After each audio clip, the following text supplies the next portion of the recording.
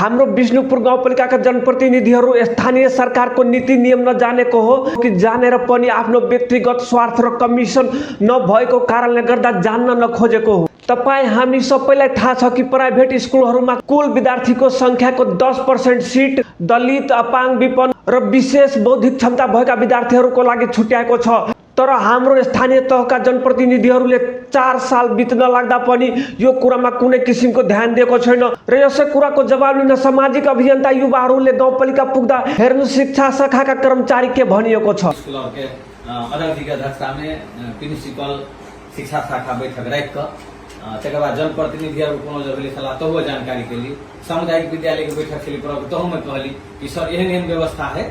शिक्षा शाखाका कर्मचारीका अनुसार उसले पटक पटक मिटिङमा यो कुराको आवाज उठाएको छ, तर हाम्रो जनप्रतिनिधिहरूले त्यही पनि मन बसेको छ। किन बसेको छ? उसको व्यक्तिगत लाभ र कमिसन नपाएकोले गर्दा 4 सालदेखि विपन्न, दलित, अपाङ्ग, विशेष बौद्धिक क्षमता भएका युवा विद्यार्थीहरूले छात्रवृत्ति पाउनबाट वञ्चित भएका छन्। सामाजिक अभियन्ता इन्जिनियर उपेन्द्र यादवका कहनाम अनुसार हाम्रो गाउँपालिकामा हराहरी 2000 विद्यार्थीले प्राइभेट स्कुलमा पढिरहेका छन्। लगभग यहाँ के 2000 विद्यार्थी बोर्डिंग स्कूल में, अपना समाज के 200 विद्यार्थी यहाँ के फ्री में अगर कोई अपनी पढ़ते बोर्डिंग स्कूल में गुणस्तरीय शिक्षा मिलते र 2000 विद्यार्थीको कुल संख्याको 10%। यस अनुसार 200 विपन्न, दलित, अपाङ्ग, विशेष बौद्धिक क्षमता भएका विद्यार्थीहरू 4 सालदेखि वञ्चित भएका छन् छात्रवृत्ति पाउनबाट।